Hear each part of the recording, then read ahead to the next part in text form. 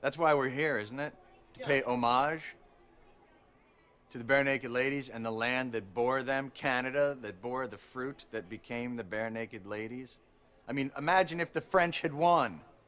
There'd be no Barenaked Ladies. They'd be the ladies El Bernard de Poix. Who needs that?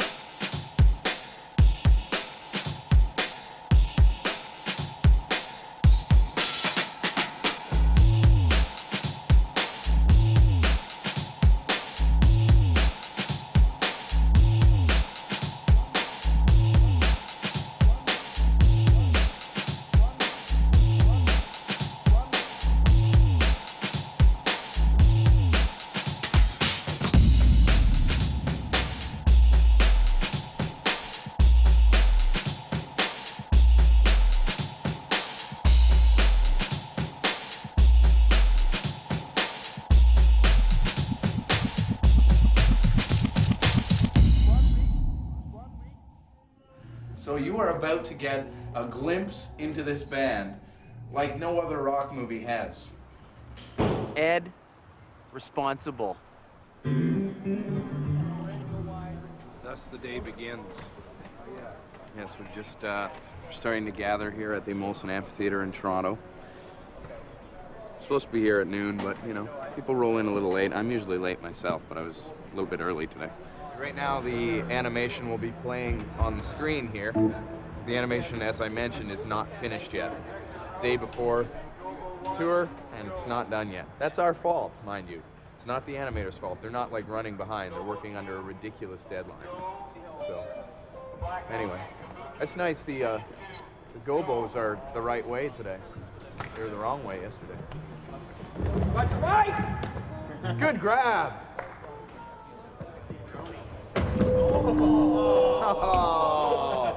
All that effort. I grew up with country and western music. That's why I started playing the guitar. So I wanted to sing along with my mom and dad. Then in high school, I got really into hip hop.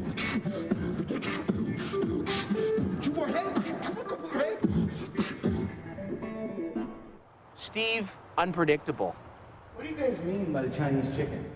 I thought it was a literary reference. If you look in the fourth quatrain of the second book of Paradise Regained, you'll find Chickadee, but he spells it C-H-I-C-K-E-T-E-Y. Well, that's because it's oldie English. It's E-Y-E, actually. Chickadee, China, the Chinese chicken. Then he goes on about this delicious Chinese chicken. Wasn't Christopher Columbus looking for Chickadee, China when he found America? Is that right? Tyler, loud. My mom was pretty into R&B and James Brown growing up. My dad, on the other hand, was into Zeppelin and the Stones and the Who and stuff. So I got and my parents were pretty young, so they were always into music that was cool. Jim, dedicated. The main source of music in my family was piano lessons that my mom taught. And she, you know, would have kids banging out Bach or like Chopin nocturnes and stuff, like really sort of banging them out, you know. And I would be watching I watched a lot of TV around that time too, so I'd be watching like Flintstones with juxtaposed with, you know, Bach, you know, and having one ear over here to the Bach going, oh, come on, man, just get that one note. Oh, come on, come on, come on. Okay, all right, you got it. Who's your favorite Sesame Street character? I've always been an Ernie fan. I love Ernie. Ernie is so sublime. And my daughter got to meet Ernie the other day. She met Ernie and Elmo. That's pretty cool. But it's the vertical stripes. That's why I do it. Because they say that if you wear the horizontal stripes, it makes you look heavier. And I just can't do that. That's what Ernie does. So I have to go with Bert for myself as far as who I identify with. I'd have to say Oscar. Because really, Oscar is like, he comes out, I don't like people, I don't like this, give me the, you know, give me gross, give me dirty, but really, He's a sweetheart underneath all of that. Grover. Next question. I think Snuffleupagus. Snuffleupagus? Yeah. Do you remember him? Kevin Sly. Or Kevin Bald, I guess I could say too. This is Kev. This is my cousin Bernie. Weekend at Bernie over there. We found out just on the heels of finishing the actual recording process of Stunt, Kev was really run down when we were making the record, and he was obviously sick and nobody knew what it was, and we were starting to huddle and say, well, he hasn't been eating. Is it an eating disorder, or maybe he's got so pale and maybe he's he's so got thin. colitis or something, you know, and we were kind of encouraging Kev to see a doctor, and Jim was trying to get him to see people, and I think he was nervous. I think he sort of sensed that it was something major and was nervous about going. When he finally went, when we finished the recording, we just started the mixing of the record, and he was diagnosed with leukemia, which, you know, scared the hell out of everybody. Basically, the day we left was the day the shit started to hit the fan with him, as far as the chemotherapy really starting to set in, and him being unable to move and unable to speak, and I felt so terrible about leaving, because I'd go to the hospital every day and see him. It's really hard because I had to phone first my family and then phone the band and tell them. And I couldn't actually phone all the band members because I just kind of broke down. I got to Ed and said, Ed, can you phone the other guys for me? And the first thing Ed said was, you know, Kevin, don't worry about the band or anything. Just from this point on, you just got to focus on getting through this, whatever it takes, and we're here for you. And they have been.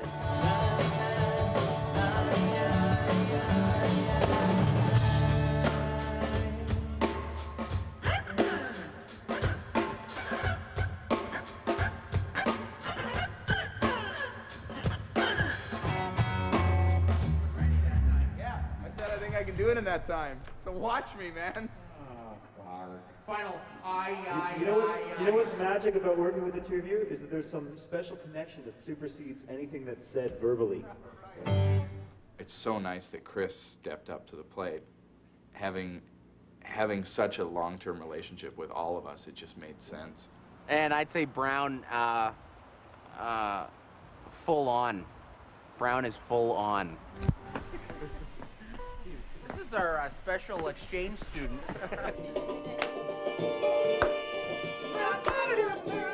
I'm sitting in a la-la, I'm waiting for my ya-ya. Chris had a band called the Bourbon Tabernacle Choir in Toronto for years. Huge band, and, you know, and like a huge, literally like 8 or 9 people or whatever. And just to have the experience that Chris has had from that and dealing with people and leading those people. And also just, I don't know, Brown's worldview. They phoned and said, we're thinking of asking Chris, what do you think about that? And I said, I think that's swell. That's what I said. And then Chris actually called and said, Kev, what do you think? You know, and I said, Chris, you're dead at recess.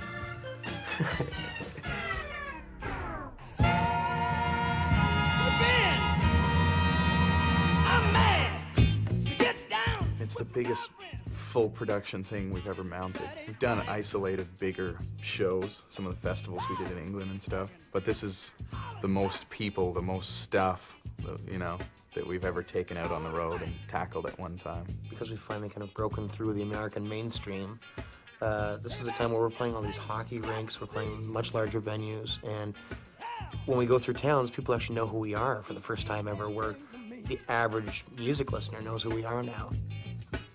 We've been able to plan ahead and say, this is what we want to do. We want to do this huge tour. We want projection, we want animation in it, we want Tiny coming down from the truss, we want all this, you know, retarded stuff. And actually having the resources and the wherewithal to put it together and really bring out a top-level arena tour. Barenaked Rock, arena rock in America. I'm digging it. 7 years, it's time.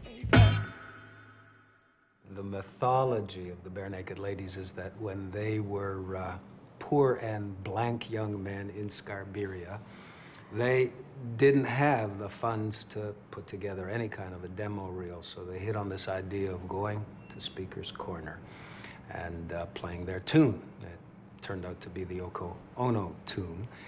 And then they had a friend who was wealthy enough to have a VCR record the Speaker's Corner show when it played back that following weekend. And they excerpted their piece and took that to the record company, and the rest is history.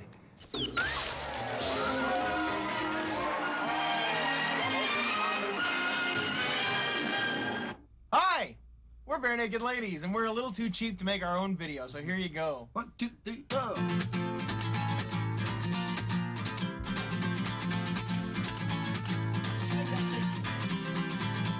If there's someone you can't live without, so, oh. And if there's someone you can just shove out, won't you so? You can be my Yoko Ono. You can follow me wherever I go. Be my Yoko, be my Yoko. Oh no, here we go, our life is just one big pun. Oh no, here we go, it's Yoko Ono sings what? I've known Steve since I was in the 4th grade. He was a grade above me, and I sort of stole his best friend. But Steve went to gifted school like early. Yeah. You were like 1, and you were in grade 5. Yeah, that's right. So yeah, so Dean was in his class, and they ended up being friends, and so I hated Ed because of that. And I basically hated him until I was in maybe grade 13. I saw you. Until this week. Well, yeah. Until we got a big hit record. Now I figured I can live with him. I went to a Peter Gabriel concert, and I saw you in the Harveys afterwards. That's right. And I was like, oh, cool, okay. Ed likes Peter Gabriel. I didn't know. I thought you just liked. No, I thought it was more like, oh, Ed likes cheeseburgers. That's true too. You can follow me wherever I go. Be my Yoko Ono.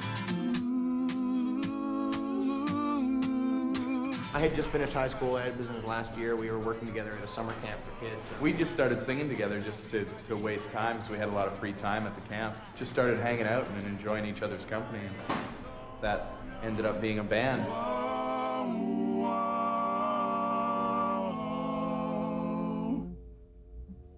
Thanks. Yeah, they were street buskers. They made this 5-song cassette in the bottom of Steve's father's basement, and they were selling them for like $5. I have the one with the fluorescent pink cover and the one with the yellow cover. There was never a hesitation that this band wasn't going to do well in our own country. But then I started to think about all of the other bands that had come along who were huge in Canada that couldn't get arrested outside of Windsor and Buffalo and Seattle. And that's what I remember thinking at the time, how far can I go? I'm JP. I'm the band's bus driver. I worked for them in '96 on the Born on a Pirate Ship tour, and that's where I started driving the band themselves.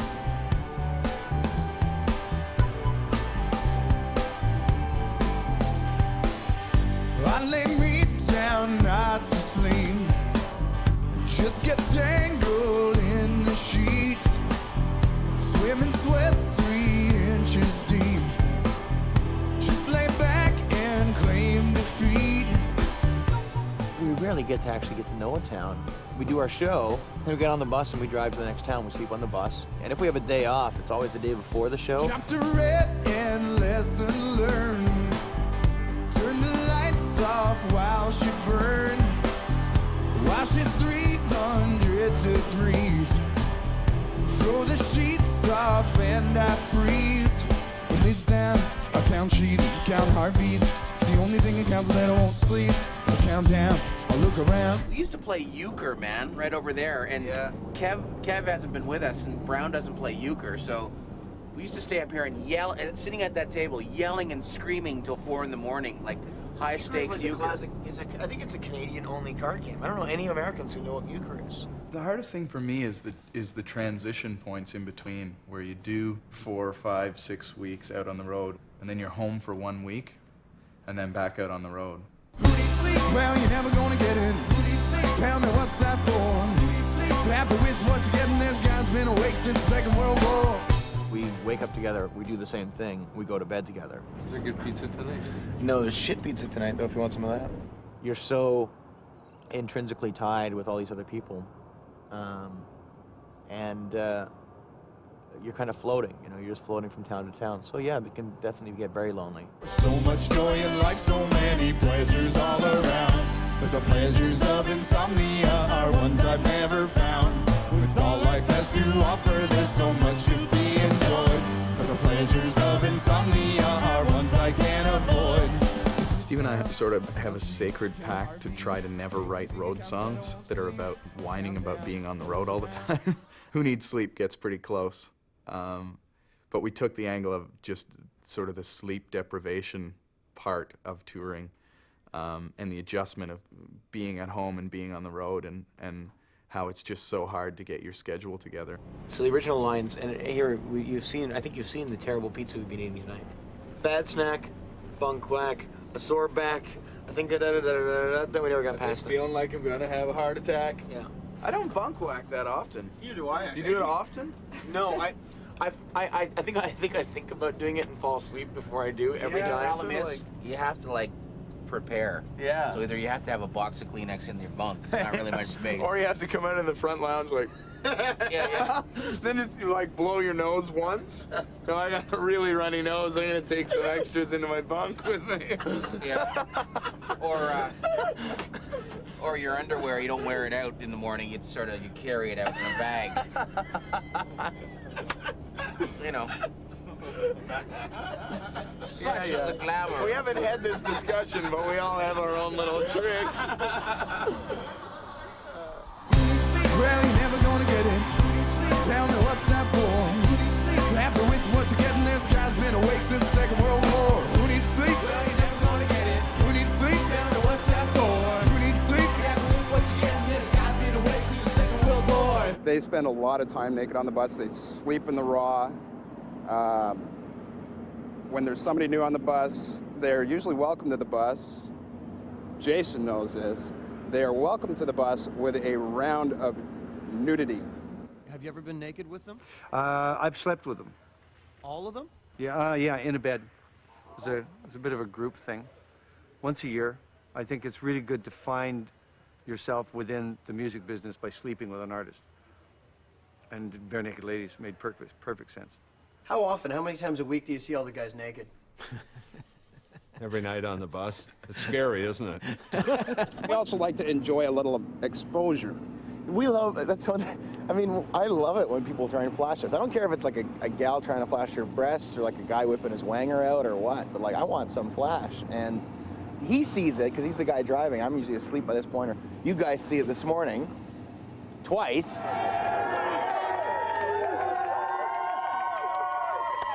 What an odd phenomenon in rock and roll, the flashing person. But it's a phenomenon that I'm going to enjoy for the rest of my career. If the guy drops his pants, he wins the $1,000. That's what I'm saying. Pants off for $1,000. Pants off for $1,000. Pants off for $1,000. Pants off for $1,000. Pants off. I think he's just getting down so he can get him off. 5, 4, 3, 2.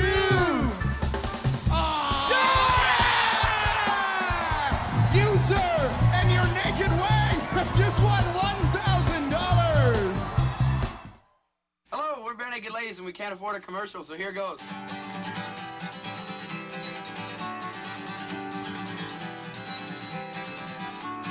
Hey, guess what? We got a big announcement we thought that you should know. We're Barenaked Ladies and we're putting on a real big show. Right up here you can see the old ladies we're about to storm. Okay, The show is for all ages, so bring your mom and dad. They won't have to line up, cause lineups make Dad mad. Through the course of the tour, strange things happen, and as the tour gets longer, things get a little bit stranger. You know, it's not unknown for me to walk onto the bus at 2 in the morning and find everybody naked doing a trip-hop dance party. Those kind of things just pop in and out, and I just come in and go, get to bed. So come on down and buy your tickets or punch you in the face. Woo! Hello? So I guess it's the other side where they always have the White House lawn, right? Yeah. So that The other balcony. side's like where the copter lands and stuff. Well, this is the side that no one actually goes in or out. This is not a boring side, though. Like, if you get naked and shake on these bars, they'll take you away. You come down here with some preconceived notions about gun-toting freaks, and there definitely are some. But, you know, there are some really nice gun-toting freaks down here, too. So we're just waiting here for the president to come out. He's supposed to come out and say some stuff. Just Apparently a big fan. for the This cameras. came out during the whole kind of Star report. Yeah, well, it's a whole thing Monica Lewinsky said in the report. There's that quote from an email where she said, track 4, I'll be that girl on Stunt. Whenever I hear that song, I think of you. And the puzzle for me is that the word Canada in the United States has a negative connotation. Everybody knows that Jim Carrey is a genius, and Dan Aykroyd was the genius before him, and John Candy was the funny man before the two of them. But you put the label Canada on a piece of product, and all the Americans seize up. I just talked to the press officer inside, and apparently the president's a little tied up right now. He's got some other things going on. He's always fucking blowing us off, man. Yeah, What's the deal? How many times have we sat out here in front of the White House and he never comes out? can we tell him we're from the CBC or something like that? Well, I Is there- tried that, and that got me. I mean, that's when they threw me out. I see. Tell him we're from cops. That means he has to come out in his undershirt. I realized meeting Americans is like, there's so much more like us than I thought. Canada has a lot of things going for it socially, and it's a nice place to live. Straight up, it's a great place to live. But so is the United States if you have money. Oh, were they from Canada? They're from Oh, I wasn't aware. No, I actually enjoy Canada. It's like the United States, but nobody lives there.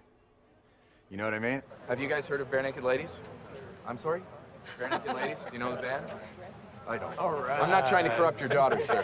You guys ever thought of running away from home? No. If we said we were Garth Brooks, would you have heard of us?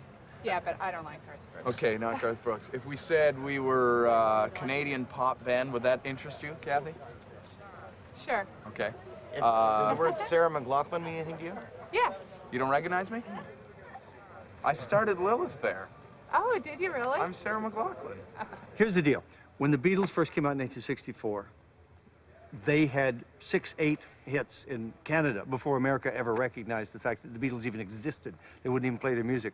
I always like to think that Canada's musical ears are better than most. I think that they just recognize musicianship. Actually, a beef I have with the Barenaked Ladies is that just that they had the temerity, they had the gall to unseat Loverboy as Canada's premier rock act. You know, it makes me mad. I mean, you know, when Loverboy kicked BTO's ass, I thought that was all right. You know, and when they all stomped Gordon Lightfoot, that was cool with me too. But now, couldn't they have let Loverboy just last a little longer? This guy here, if he doesn't get a real stiff one in the morning, we're in big trouble. I've been with the guys for 7 years, so it's a tight relationship. We're very close. I can read them so well. Finn says, yeah, Starbucks, that'd be great. A little piece of home. And the runner goes, oh, you guys have Starbucks up in Vancouver there? And he goes to the runner, we had Starbucks in Vancouver when you guys were still hucking tea into the harbor. Last summer, the summer of '97, we went out April 1st right to the end of September, did something insane like 21 weeks in a row, doing every size of venue, highest visibility we could, radio shows, promotional shows, and to our surprise, it kind of took off and set up Stunt. This has been our pre-show ritual for the last about 35 shows. Chris brought out his National Panasonic.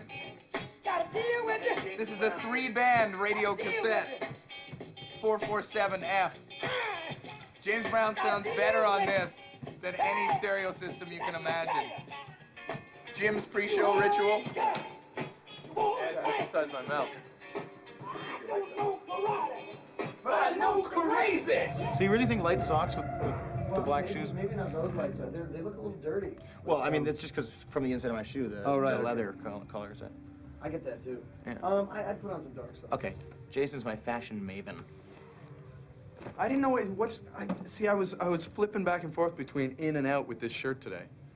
I think out. Well, out because it's kind of the very casual look, but you think when I wore the jacket, I was in. That's also a great way to go. I'm in with the jacket, absolutely. I like to see the belt. Yeah. Well, and it's the kind of shirt with the glittery stuff. It seems like it should be really tight. Yeah. But it's not a tight shirt. I was flipping back and forth between caring, actually, about that. That's. I was thinking to myself today. Okay, Ed. I've never been much of an athlete, but I have their feet. Just decimated. I could grow rice between my toes. Now, I'm having trouble. T-shirt in or out like this, Ed? I say in. T-shirt in. Now, underwear up or down? Up? Wang out. That was really close. That was almost a balls out right there. Oh, I always think it's a good sign that we're talking loud before a show. Talking loud and saying nothing. Talking loud and saying absolute zero. But that's because it's just because we're getting psyched up for the show and kind of starting to entertain each other, and always makes me feel good when we start talking loud before a show. And he caught me in the barn. Balls. 15 minutes, fellas. In 1968, who did Jimi Hendrix quote as being his favorite guitar player? Robbie Robertson. But I don't know what happened to him. Maybe he hit his head or something like that. You know, there was a time on Earth when in the books of heaven an old account was standing, Ed. Was I've heard you sins singing yet this the unforgiven. last couple days. My name was at the top, and many down below. But I went unto the keeper and settled it long ago. The old account was large, Ed, and it was grown every day. You know what? I understand that situation. I was always sinning, and I never thought to pray. 10 minutes, gentlemen. And the record's clear today, for he washed my sins away. That the old account was settled long ago.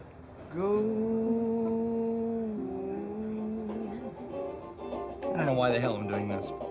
I don't know. I don't even know what I'm doing. And as the hair gets in a little bit longer, I just don't know how to do it. But last night I put this stuff in, and it all as I sweat, it all dripped down into my eyes. But oh, Ed, do you have any more ear rouge? I think I need a little more ear rouge. I don't know why my ears get totally red. 5 minutes, you guys. We need to be walking. I always have to pee just a little bit right before we go on stage. It's just like a little bit of nerve pee just before we go. We call it the last-minute bathroom blast. Okay, let's stand by to walk, fellas. We have to go all the way around the tunnel and get upstage center.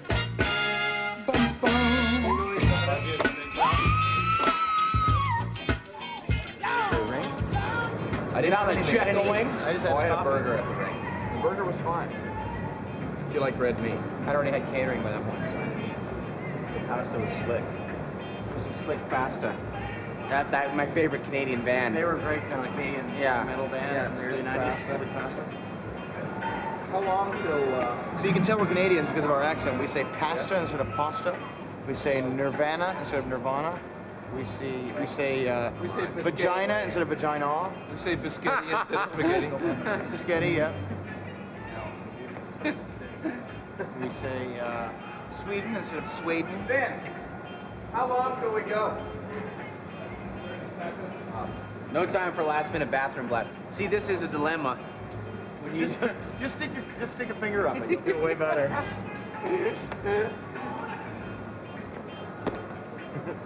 Oh, I'm just gonna purge. See, this is the behind-the-scenes aspect of this is great. You know, people are gonna see the show. It's like 2 minutes ago he was talking about taking a shit. There we go. And then 2 minutes later on stage, then we talking about taking a shit.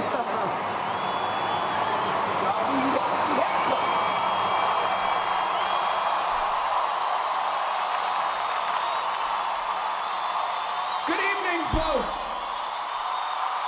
Hello and welcome to Stunt Show 98. How are you all this evening? We have some good news and some bad news tonight, folks. We're shooting a movie this evening.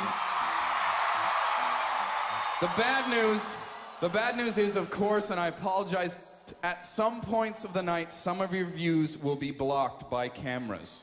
So I apologize for that. But the good news is, the movie we're shooting is hardcore porn. We're all gonna be naked right here on this stage. I'm gonna be making out with my friend Steve Page. I'm glad you're all here at the show. I think we challenge each other every night. I mean, we're both trying to be the best performers we can be. And I know that Steve's there for me when I need to take a breath. To hear you all make noise with your mouth, say yeah! The other guys in the band have the incredible role of spontaneously playing music together that makes sense with the lyrics and melody that Steve and I are spontaneously inventing. Well, I'm here tonight to make some hardcore porn. I knew that it was my destiny since the day that I was born. I'm going to bring out my favorite porn star, Alexis, because I really have a penis the size of Texas. It's not that big, but I do like to brag. And sometimes when I'm on stage, I like to come out dressed in drag. I come out as a woman and I come out as a man. I come out who I am and I come out who I am. I come as Stephen Page or I come as Eddie Robertson. Sometimes I have a hat, sometimes I have no pants on. I want to dance in the funky way that I do. I want to dance right here in Buffalo just for you. Some nights it's incredible. We play a song that every person in the audience thoroughly believes that we've written and rehearsed. One more time, say yeah! Say yeah! Yeah! Say yeah! Yeah! As a bass player, and I play a pretty supportive role in those improvisations. But the best value of all tonight is the people hanging from the rafters! Oh, yes! The seats are only $2, but you have to sign a waiver.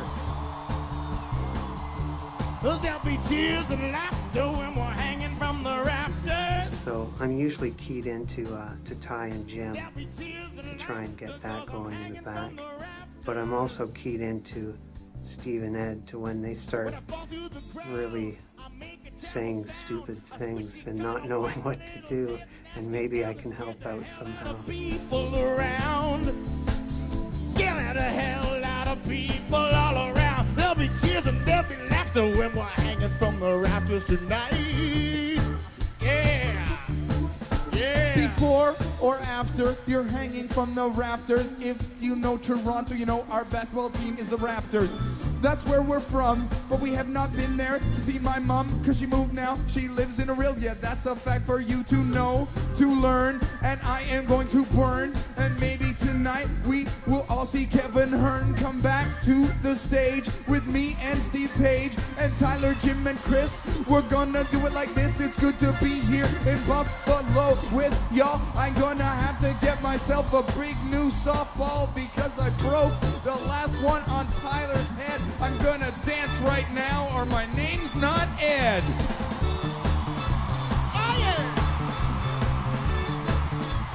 Since I have the loudest instrument, I usually try to end it at a suitable time. Sometimes it's too early, sometimes it's way too late.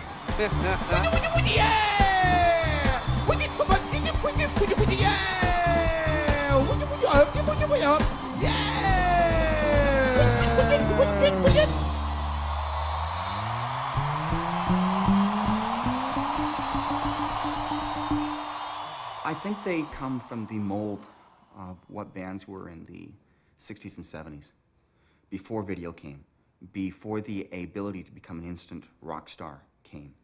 And that was from touring, and not just playing your instrument or like being an English band who tend to look at their feet, but by entertaining the crowd. They're entertainers. You don't know what you're gonna get. Every show's different. It's not choreographed to the point that you can figure out what's gonna happen. They entertain you. And because it's different every single time, you always go back. even if it's 6 weeks later. Oh, my arm's cold like an afro. Do you wanna go? No, you don't have no. For the looking girls hanging off your arm, I grew up on a farm. Really? Yeah, I'm a farm boy, homeboy. Yo, homeboy, yo. So give me pickles, cheese, chips, and mustard. Give me a grilled one, baby, I'm gonna bust it. Up with flavor, down with leather. Come on, Tyler, let's get it together.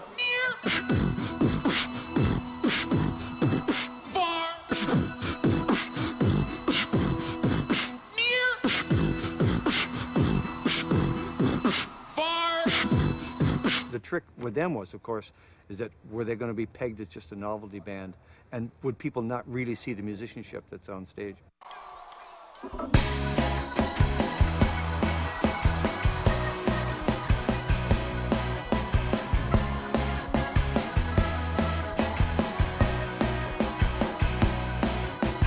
Alcohol, my permanent accessory. Alcohol, a party time necessity. Alcohol, alternative to feeling like yourself. Oh, alcohol, I still drink to your health.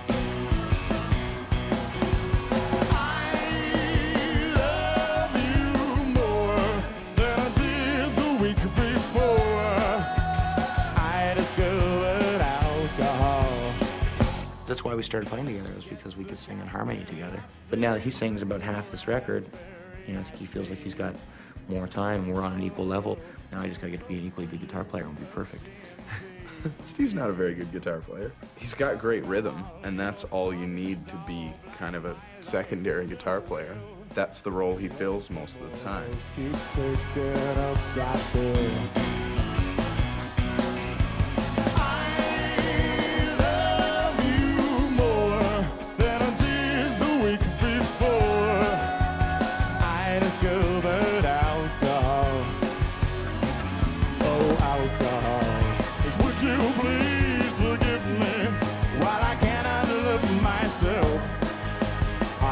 Something else.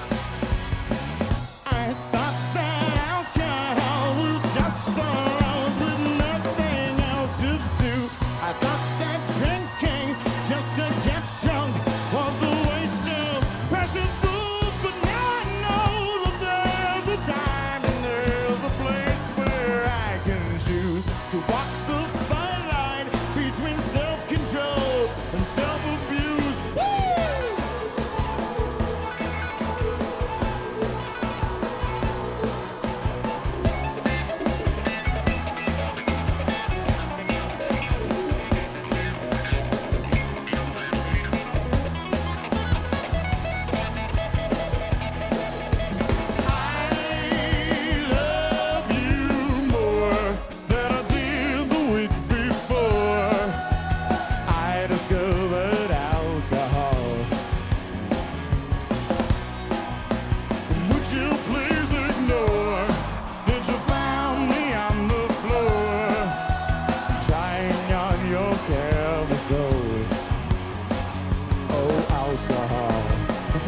Please forgive me for while I cannot love myself. Are you something else? Would you please? Woo! Forgive me, baby. I'm telling you wrong. I'm telling you. It's a difficult topic. I enjoy going out and having 1 or 5 or 18 drinks or whatever, but it's also about the mess that you can cause in your life if you don't watch it, if you don't walk that fine line.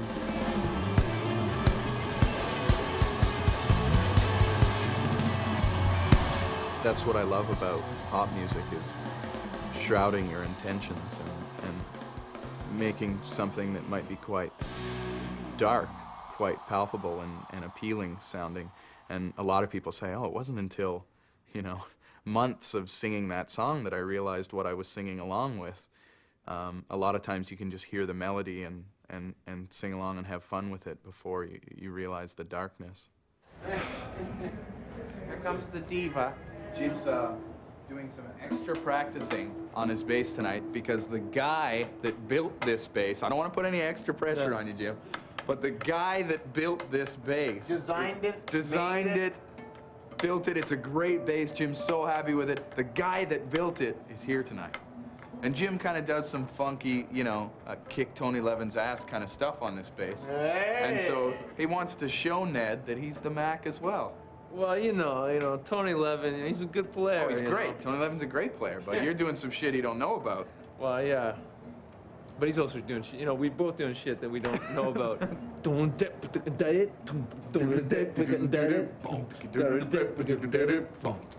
That's a good line. You guys are geeks. Yeah, man. Tony Levin. Come on, they were playing air bass in tandem. It was fun. It was a cheap shot. I admit it.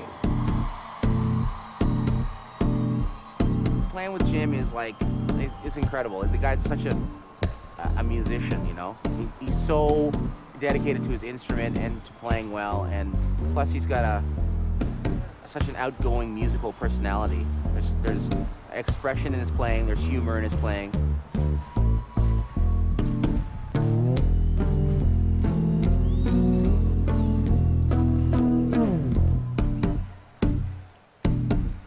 Itsy bitsy spider went up the water spout.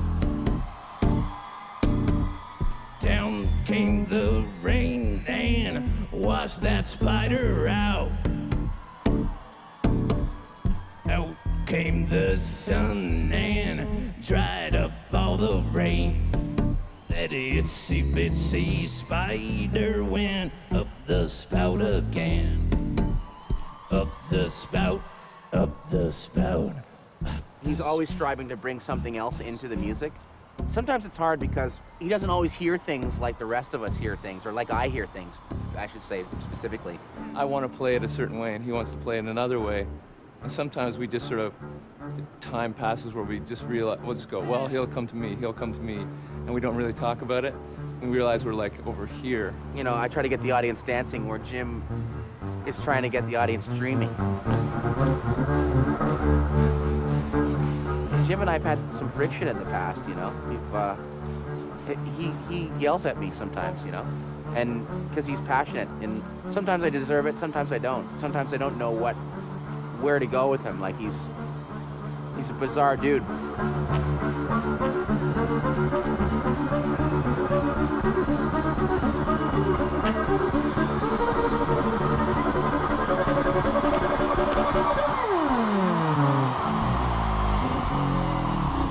Got such a fat bottom. I mean, no, you look at him, he's skinny. I got the fat bottom. But his playing is so fat that anytime I play with an electric bass player, I feel like I'm lacking something, you know, because I realize how much his big bottom end reinforces what I do.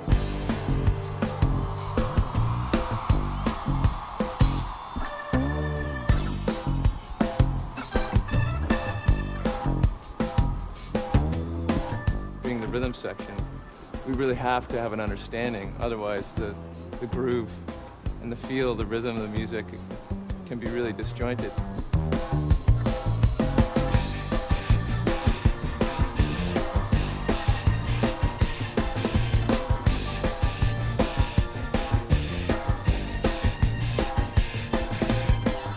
I tend the wheat fields that make you bread.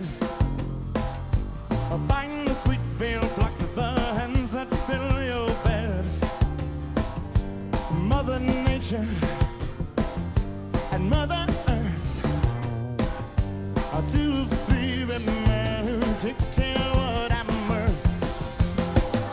Well, I'm the farmer, I work in the fields all day. Don't mean to number, but I know it was meant to be this way.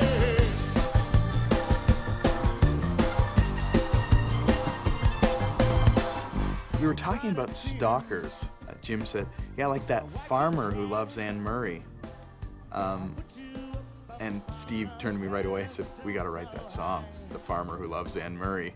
That became the chorus of Straw Hat. I'm the farmer, I work in the fields all day. To that person, Anne Murray is singing to him, and he is important to her in his eyes, and the things he does he does for her. That's a scary place to get to, and it makes for a very dark song.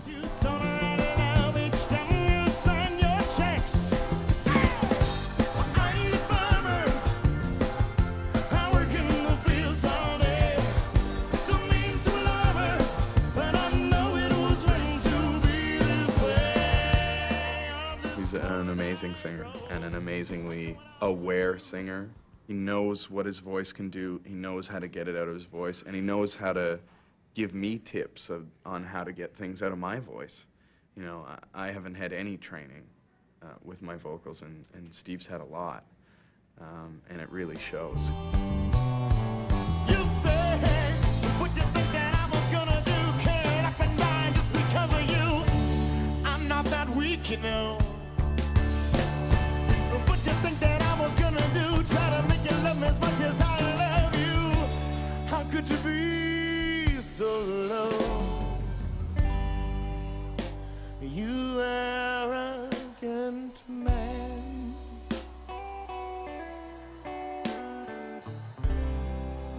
What do you think that I am?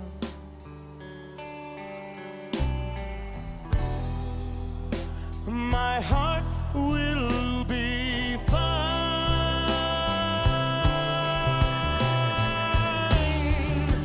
Just stop wasting my time. And now I know that you will be okay, and that I've got what I want, and that's rid of you. Goodbye. And it's not 'cause I'll be missing you that makes me fall apart.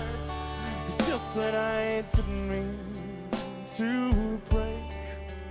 No, I didn't mean to break.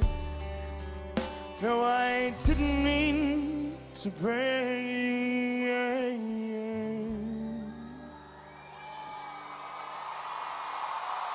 Your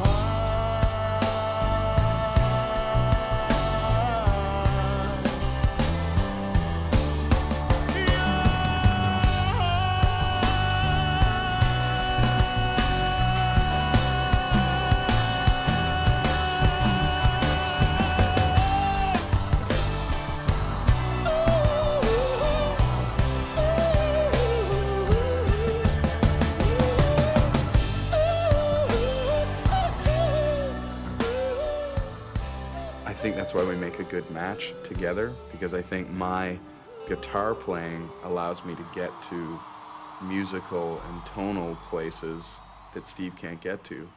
And with the addition of, I think he's a way better lyricist than me, so together we write better songs. We're egging on. So I want it to be as much as like the second encore to be deserved. Right, sure. I think that's a nice way to exit the stage, though. Yeah, that's true. That is just true. with it blazing, Yeah, and not pumping it or anything. I don't think it's egging on an encore. I just think because then it implies that there's still a possibility of an encore. Right. Teenage girls begging to get backstage. You know, it's a weird thing. They go backstage and I have to go, no. And they go, oh! But the thing is, the teenage girls' idea of backstage, I don't know what they think it is, like Disneyland. Or I know. I think they think there's rides Backstage back here. sucks. Yeah. Like they're not interested in what we do. They come backstage and all of a sudden it's like, boom, boom, boom, boom, boom, boom, boom. We're two people who are so different, so almost diametrically opposed in the way we think, the way we do things, everything. And I think that's why it makes a good pairing, you know? When we tackle any kind of issue, be it creatively with the band or business-wise or whatever, we tend to cover all the angles because we think about things so differently. This is a little something Steve and I like to call jamming. I'm not always level-headed. I'm much more emotional in my reactions to things. So I'll fly off the handle about something, or I'll just say, well, fuck it, I'm not gonna do it. I'm not gonna do that interview. I'm not gonna talk to that person. Ed doesn't care about those little things quite as much. cheesesteaks, the Flyers, brotherly love.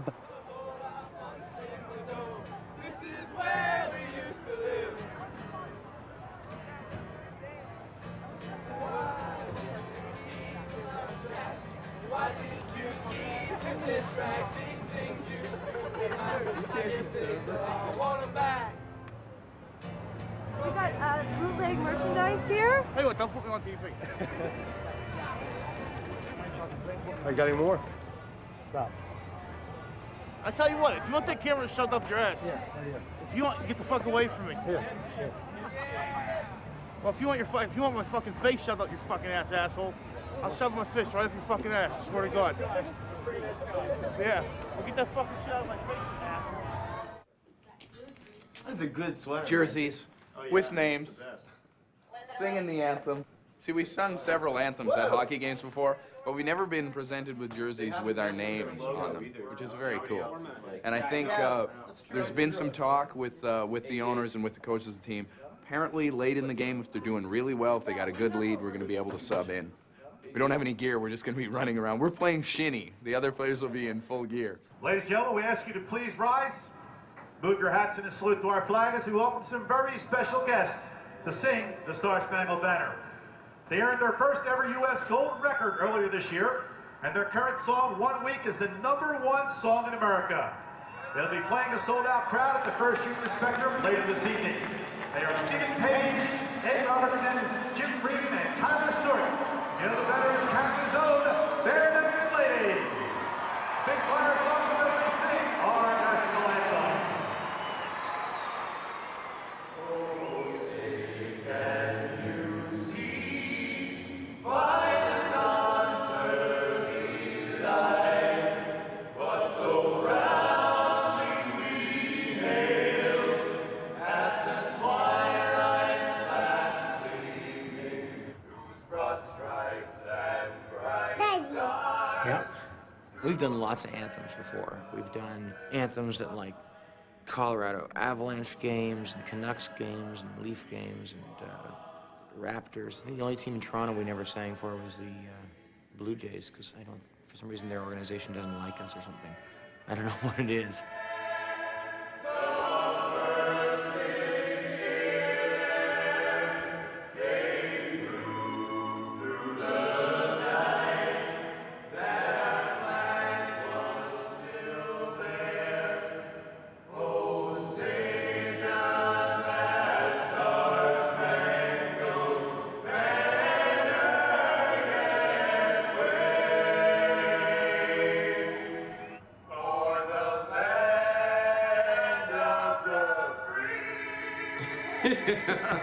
Going so low there.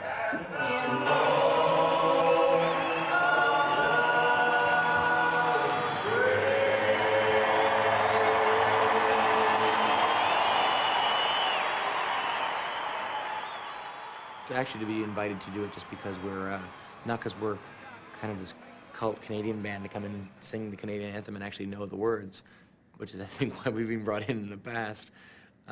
Just because we're a band that the hockey players like right now is a great thing. We had this old musty TV in our basement. Oh, I get so sick. Thinking about the old musty TV, me and Dad curled up, spooning on the floor, watching hockey, late 70s. Could smell the TV from where we sat. With Bob Clark. Bob E. Clark. Apparently he was Robert Earl Clark. Apparently he was digging that today. Yeah. I thought for sure he's going, this guy. Who the hell's this sort of black guy? he's in a rock band, like, knows everything about the 75 Flyers. The whole Philadelphia thing was so intimidating. And then it was like Kate Smith in America. You know, it was like, wow, I don't like those guys. I'm scared of them, you know, all round, you know. Tyler's like, yeah, we're doing great. So what about that time Hexy Rioranta subbed in the second period? And you had just gone off. I believe you'd just done a little 3-on-2 thing. And maybe not that, specific. It was that specific, though. You're talking specific games 20 years ago. Back down in the Fog Bowl. Yeah. I think that was shuffled. Oh, it was McClish. You guys played that Fog Bowl game? Buffalo, Yeah. where like Schoenfeld or somebody hit a bat out of the air. It was like flying around. McClish. Was it? Oh, was it? The Flyers' grooming was always part of the intimidation factor, right? I mean, that had to have been strategy, right? I mean, come on. Well, they had kids with giant sideburns back in the day. Hockey players are either really good looking or just the ugliest fucking retarded looking people you've ever seen in your life. Don't you think? You always get those some guys like, you know, like Cam Neely and Gretzky, they're real hot, and then you get the other guys like, you know, literally that can remove the lower part of their face and put it on a desk and then put it back on when they need to go in. Anyway, I'm gonna get my ass kicked. Broke into the old apartment. Boston seems to be Barenaked Central for the moment. It was the first market where we became a real mainstream band, where across the board all the radio stations were playing us. What a wild scene it was in downtown Boston tonight at a free concert at City Hall Plaza. As many as 85,000 fans showed up. What is happening here? We wanted to do an in-store at a store, okay? So we started going out in the outskirts, and I couldn't find a place. I was getting close to it. You know, the record label was looking at me. I got a little nervous. I called up City Hall, and usually in the old days when you'd say Barenaked Ladies, people would go, screw that, Barenaked, you know, they wouldn't even know who it is, what it is. I said, listen, I need to do something. It's the night, the day before the release. As a huge crowd descended on City Hall Plaza, overflowing and shutting down Congress Street. Hundreds were hanging off a nearby parking ramp. I really thought we'd do 20,000 people. By 4 o'clock, there was 30,000 people there already. That was just so incredible. That really indicated to us that Boston was on board in a big way. So thanks, Beantown. And we're back with the Barenaked Ladies. What was your reaction when Anne Murray called you to be on her Christmas special? The Barenaked Ladies. Anne Murray is such a cultural icon in Canada. We grew up hearing all of her songs on the radio, and all of us, you know, are fans of some of what she does, at least, and I totally have the hots for her. When I was in makeup, the lady asked me if I wanted any lipstick or mascara or anything. And I said, being in the spirit of experimentation, you know, during a record, you know, I was in the jungle, you know, I was like out there, I was like trying stuff. I went, yeah. Jim said, I'm gonna dress like a perverted elf. And so every Christmas now it gets rerun. And every Christmas I go to my friend's house and his dad or somebody's dad goes, oh yeah, I saw their Anne Murray Christmas special. You look a little colorful, eh?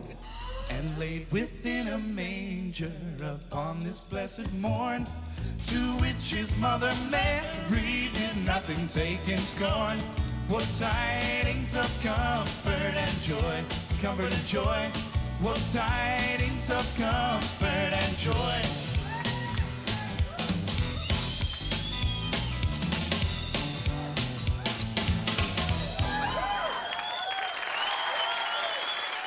I love the Barenaked Ladies. I lost my virginity to their music. Really? What song? Unfortunately, it was the most recent album, 1 week. What are you gonna do? I hate it. It kind of just reminds me of like just something around here at a dorm party, you know, and I don't really like dorm parties, so. You know the voice of like all the modern singers? That's what they sound like. I think they suck. My sister listens to them. I have to hear the shit every day. I hate them with a passion. She was dying to get tickets and she didn't go, or something like that. I had to hear it. Like rap. They suck.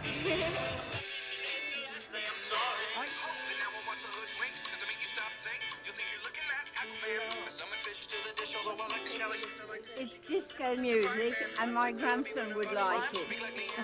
I like Barenaked Ladies, yes. Both figuratively and literally. They're awesome. They got everything going for them. They're not like with the in-crowd. They're just different. Yeah, you go. It's happy music. It's happy. Awesome. Awesome. Oh, yeah. Keeps us in a good mood.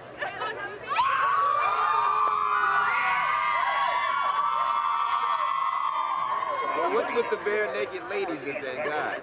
I think it's because they don't look like the normal rock band. They look like guys you'd see working at the Gap. They're just normal-looking guys who can sing and have an innovative style of music. They tend to go serious, but it's a comic. It has a comic edge, sort of like they take serious issues sometime, but they they sort of say, they throw it out the door and say, well, you know, everything's sort of a joke.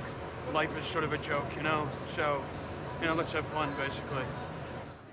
Oh, is that what they... Oh, well, they're handsome. Right there.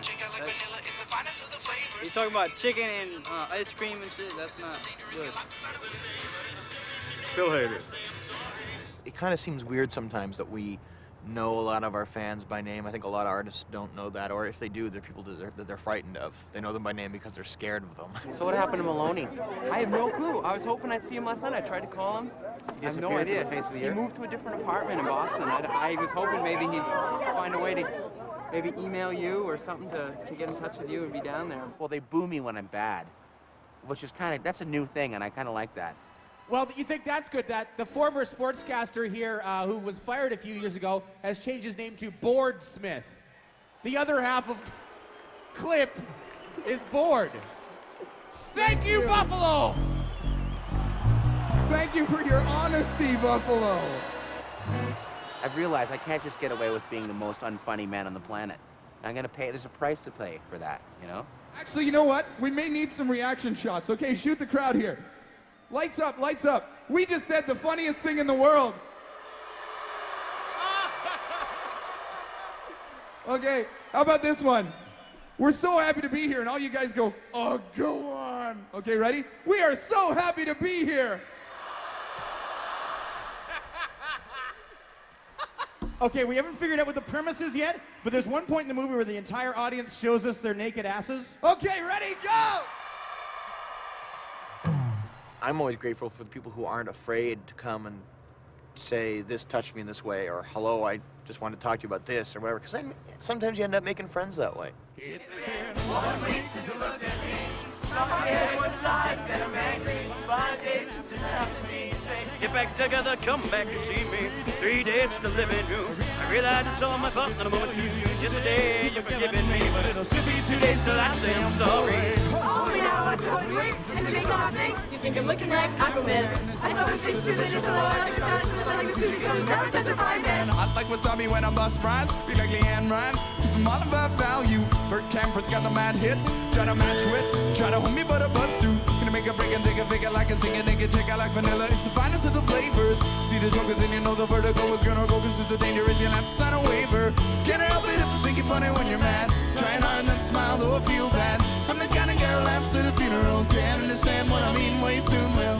Have a tendency to wear my mind on my sleeve. Have a history of taking off my shirt. It's been 1 week since you looked at me. Threw your arms in the air and said you're crazy. 5 days since you tackled me. I still got the words on both my... If you sit down and try and write a rap too seriously, it can end up sounding like parents just don't understand. It can be a little bit cheese. Not that there isn't cheese in 1 week, as it is, but it's a lot more liberal, free-flowing, nonsensical. And I think that's a difference sometimes in humor, is if you work too hard at crafting the lines, it can just be cute rather than what I think is more absurd about 1 week and what's more charming. Chickadee China, the Chinese chicken. You have a drumstick and your brain stops ticking. Watching X-Files and the lights on. Brutal Maison. Of the smoky methodist, while the kerosene for them getting frantic. You think I'm tantric. This secret's guaranteed to satisfy. The Kurosawa, I make mad films. Okay, I don't make films. If I did have a samurai, gonna get a set of cops gonna write the comment on it. I'm just some lines on always flying up the backswing. You get into me in the mood, cause I got tune, it's got the boom, man. And maybe made me think the wrong thing. I can't help it if I think you're funny when you're mad. Trying hard and smile though I feel bad. I'm the kind of girl laughs at a funeral. Can't understand what I mean, you soon will. Have a tendency to wear my mind on my sleeve. Have a history of losing my shirt. It's been 1 week since you looked at me. One night I stayed up till 6 in the morning watching X-Files episodes. Watching X-Files with the lights on. Yeah. John LeMay's on. That came from like when we'd come on the bus after a show and like Ed would say to Ty, Dans la maison, in the house, and we'd sing Dans la maison, la maison, la maison, the little X-Files theme, and so it made it into the end of 1 week. Where's my city? I'm home of the Robbie.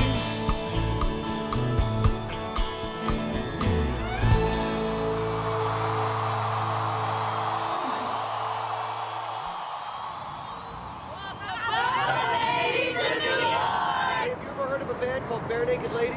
No, my wife won't even let me look at a band like that. There ain't no way with a name like my wife would allow me to look at a band like that. My wife is too smart for that. We let you out of the house, right? They'd have to be all dressed before I can look at that band. If I have $1 million, I would make a film with something nobody understands except me. If I had $1 million, I'd put it in the stock market, hopefully make money, but probably lose every penny. What I would do with $1 million is give to my people. But I had to eat first and make sure my stomach is, public. That's right. Once one of us get to eating, all of us get fat. We will get back to our community. What would we do with $1 million? $1 million? I'd probably get mugged. I never get to spend a dime of it. I have somebody like him trying to con me out of it. If I had $1 million, we wouldn't have to walk to the store. If I had $1 million, no, we'd take a limousine 'cause it costs more. If I had $1 million, we wouldn't have to eat Kraft dinner.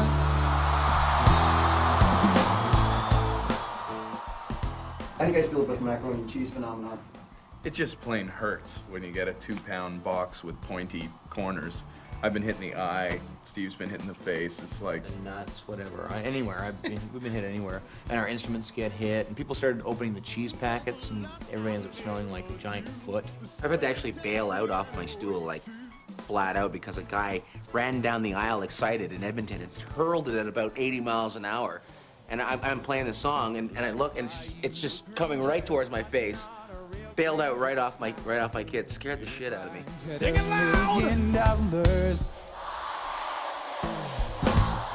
Well, I'd buy you some art, a Picasso or a Garfunkel, if I had $1 million. Well, I'd buy you a monkey. Haven't you always wanted a monkey? If I had $1 million, I'd buy you love.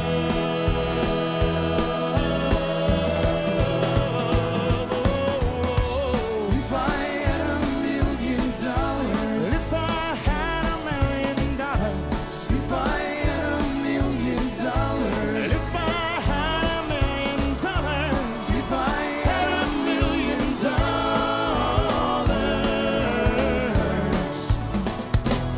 I'd be rich.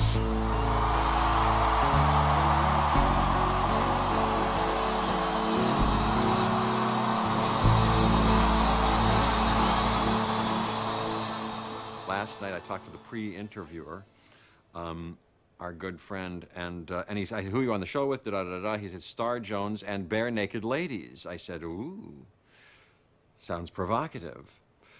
And he didn't hip me to the misdirection of the name, and so it's only like. And then I did MTV show about an hour ago, and one of the top 10 requested videos of the day was Barenaked Ladies, and so on the air he said, "Oh," and number whatever number it was, I'm sure it was quite high, said, "Look," and I saw the video and saw, in fact, you know what they looked like and all, and so that's my experience with them. Were you disappointed that there are 5 guys from Canada? Disappointed, oh, surprised. All right, everybody, we're back. Folks, during our second week on the air, my next guest made their American television debut, and now 5 years later, they're huge stars, and we could not be happier for them. So here with a new single from the smash hit album Stunt are Barenaked Ladies.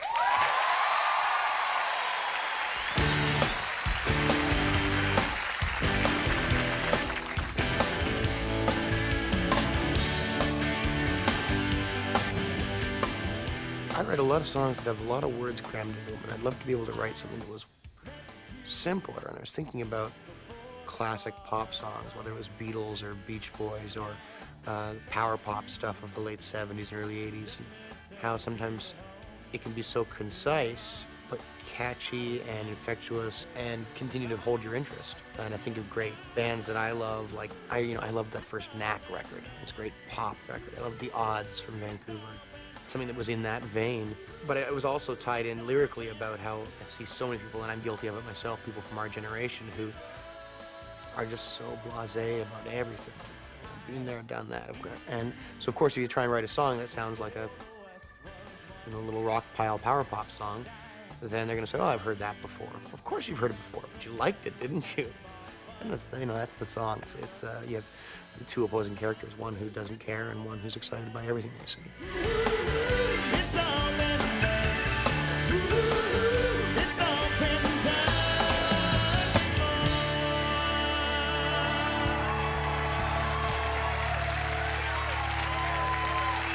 Hey, Barenaked Ladies, everybody, let's take a break. We'll be right back. Stick around.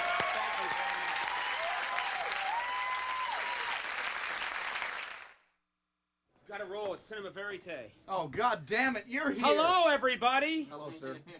Thank you for having us on. Sorry, that was great. Thank you. That was great. Fun. It was fine. We saw it. It looked excellent. Did it look fine? You're going to leave it alone? I screwed up, but who cares? We have a little something for you. People expect... Hey, cool. What's this? This is our first- album that's actually now gone platinum, but we haven't seen you in a long time. We got this for you when it went gold. It's our first American Gold record. Yeah. That's great. Hey, look, my name. This, you really did intend to give this to me. Yeah, I'm it's used not to a phony. I'm used to getting things that are like presented to, and David Letterman is scratched out. Oh, there's a camera on that line. That's very cool. You know, we really are happy for you guys. Thank you It's for your part in it, man. This is 6 times. man. Make us look like geniuses. 6 times lucky, you know? Yeah, that was great. Well, you were on were you on the second week? Is that right? Yeah, we were like show like the 100th 13. show. So you were here back when, like, your first appearance was when the set was Mustard. I had like a 14-inch pompadour. Yeah. And the other guests were Bob Vila and Don Wells.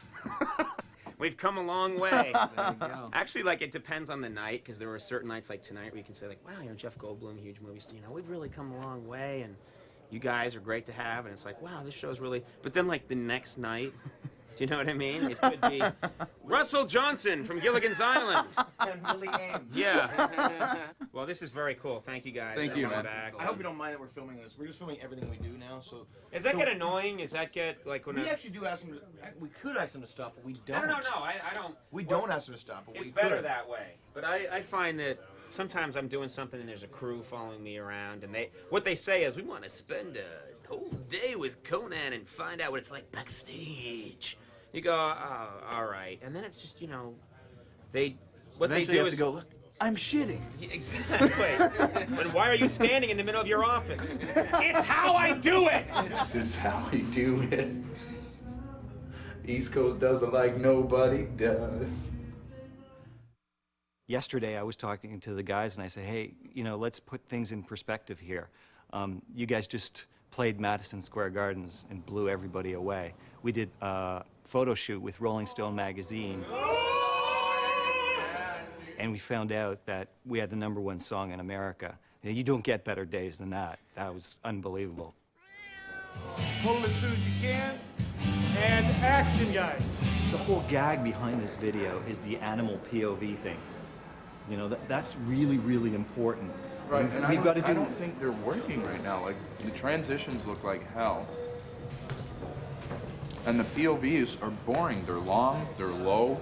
Like, I hate that first shot where the cat jumps down and goes over. Cats don't walk like this with their face in a shag rug. It's like you don't see anything in that shot. You see... How do you know that? How do you know how a cat walks? I've got 3 cats.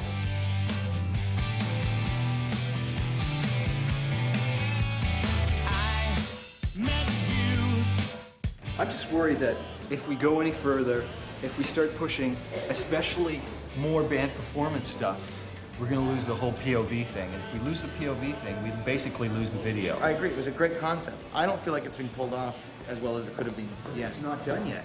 Half of the video isn't done yet because a lot of the POV stuff is done in post-production. I don't think it has the energy that the song demands. It should, even though it doesn't have all that live performance, it should have the energy that that live performance implies.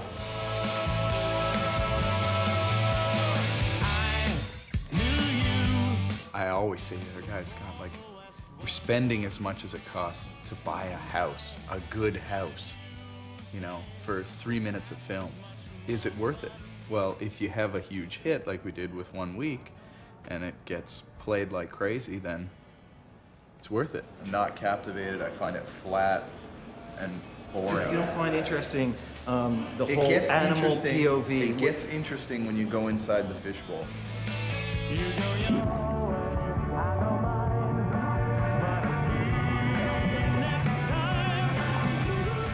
I want this thing to work. I don't see it in the footage I'm seeing. I don't think it was shot that great. I don't think it looks that good. That's what I'm disappointed in largely too. But when you see the first rough cut of a video and you're just so disappointed, I don't know, it's like you've bought a mansion, then you find out it's swampland in Florida with a little shack on it, you know? Well, I think the thing to do right now is to agree on an edit, and then to go ahead with the post and see what the final outcome is. And if you guys are still not happy with it, you know, once it's gone through the post process, then we can decide to do whatever we want with it then. If you need an opinion, consult me or do not play in that minor key. It makes me sad. I don't know how many of you know about this whole saga, but Kevin Hearn found out just after making the record, he was diagnosed with leukemia, and he has since received a stem cell transplant from his brother Sean, and Kevin Hearn has kicked cancer's ass, ladies and gentlemen. It's odd grappling with your mortality, I guess at any age, but you know, it's after being a struggling musician for 10 years and then finally kind of things are going well, and then that happening, it was not that it was awful. It's terrible. It just comes it just wipes your life. It wipes any you feel helpless. It is absolutely the worst thing, and when you don't, especially when you don't know what's wrong with him, and we knew he was sick for a while, it was pretty frightening, and then to find out that it was something as serious as some pretty heavy-duty cancer that was pretty far advanced at that point already. When it was diagnosed, it's terrible. You know, it was really tough. It was really tough for us, and considering we just made this great record that he was such a huge part of, at first it was just devastating. We all couldn't imagine it. There's lots of people out there who only know us, or only got to know us from the 1 week video, or from this album, and there's a much smaller percentage of people who say, well, whatever happened to Andy, or what's the new guy's name, or that kind of thing, I think, and he's not here to enjoy that or to feel a part of that. It's tough just because he's a great guy. I mean, we miss him, miss having him around. He's a funny guy, and a great musician. The hard thing is just missing the inspiration that he put into the record. I mean, he was a big influence on this record and the direction that the record took. To have to go out on stage and not have a lot of those colors there is difficult musically. But personally also, we're great friends, and I miss him. I really miss him. He doesn't quite have the strength back yet to tour with us full time, but for the first time tonight, he's gonna come back on stage and play some songs with us. So, welcome to the stage, our hero, the strongest man we know, Kevin Hearn.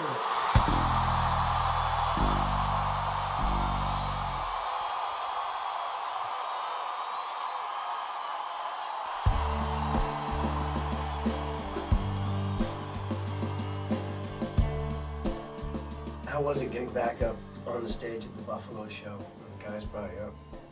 Well, this whole thing's been a real emotional roller coaster ride, but that was very intense for me. The camera crew and just being on stage again. And then there was this piano that they'd rented that looked like it'd been the piano for the local blues jam at some bar since 1972, you know. It had big cigarette welts in it and yellow keys. And Steve and I gave this long introduction, totally heartfelt, and we were excited that he was coming back on the stage, and everyone was really emotional. I'd already cried in sound check and stuff like that. I'd been crying all the time, so I was just up there and looking forward to playing, really. And then the piano didn't work. I will answer, and if you fall, I'll pick you up, and if you cause this disaster,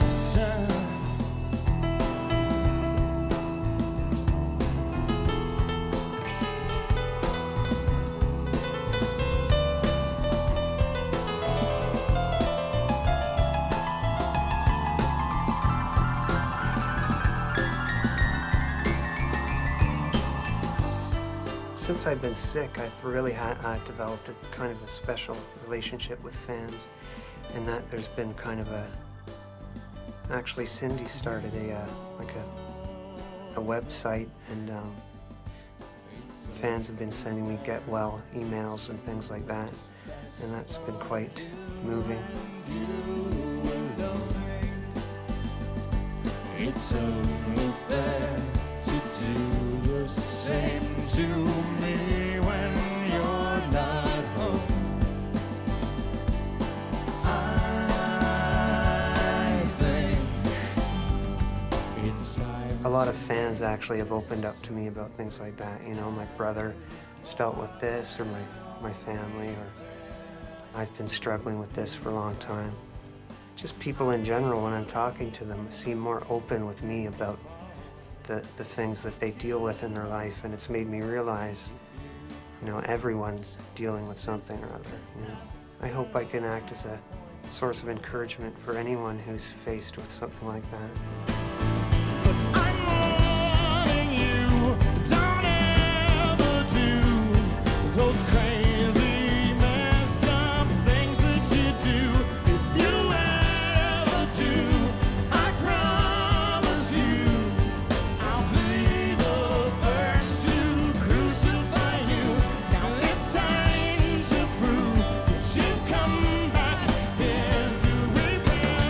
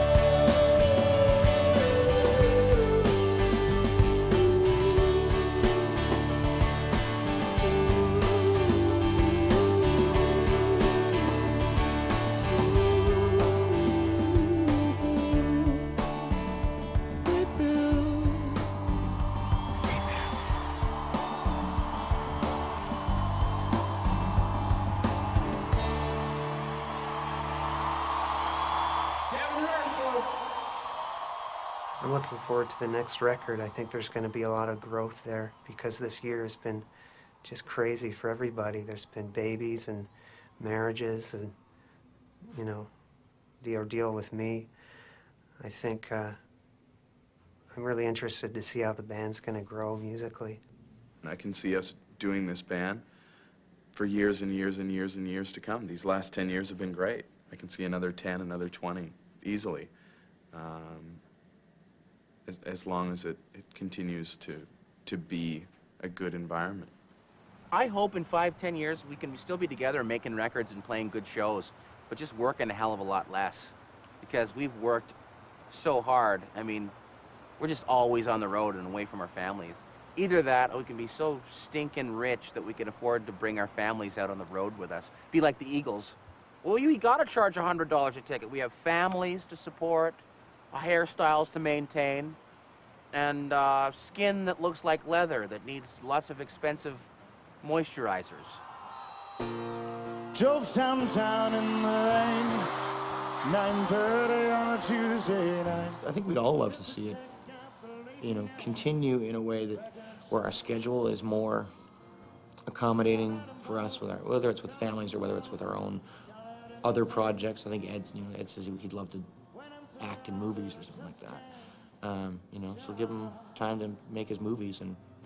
But what we're doing now is so much still the build-up, acquainting ourselves with radio and with the press and with the public.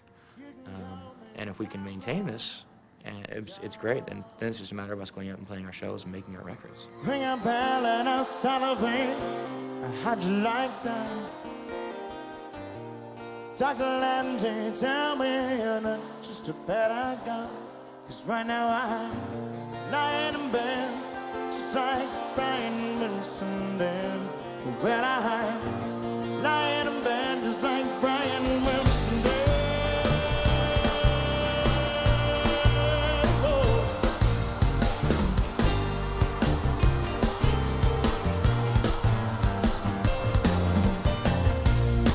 So I'm lying here, just staring at the ceiling tiles, and I'm thinking about, oh, what's I think about?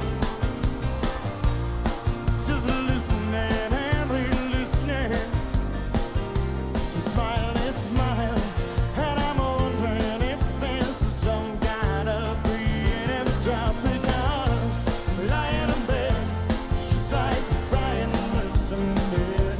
Well, I'm lying in bed, just like Brian Wilson did. Oh.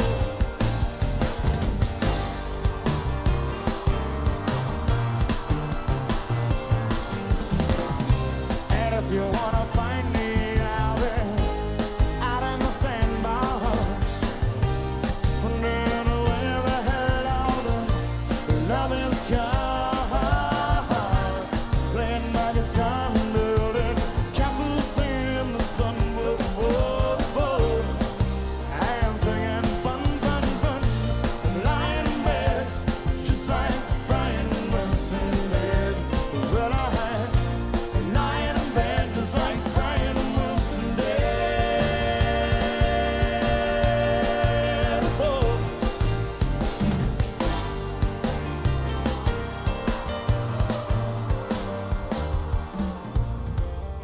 I had a dream that I was 300 pounds, and though I was very heavy, I floated till I couldn't see the ground.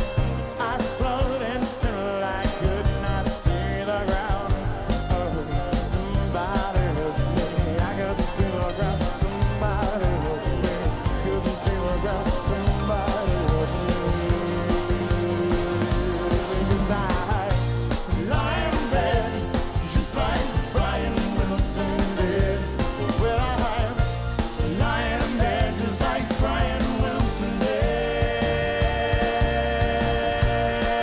Ooh, yeah. Drove downtown in the rain, 9:30 on a Tuesday night, just to check out the late night record shop. Late night record shop. Call it a bozo, call it composer, you can call it insane. Oh, but when I'm surrounded, I just can't stop.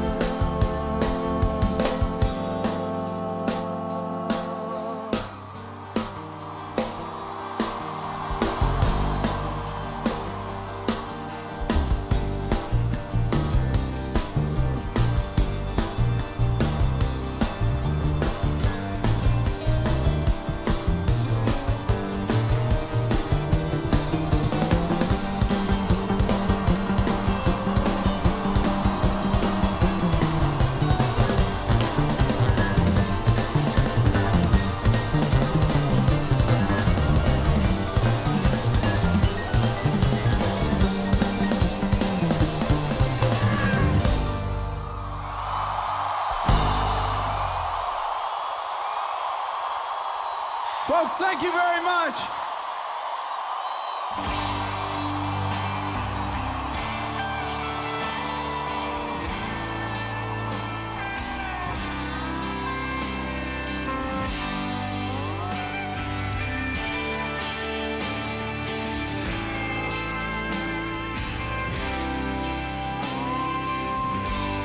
It's a long way back home to pack up and leave again. Together alone, or you without me again.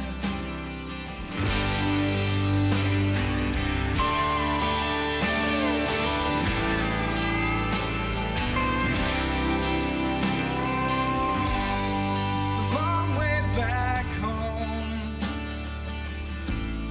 and a long way back here again.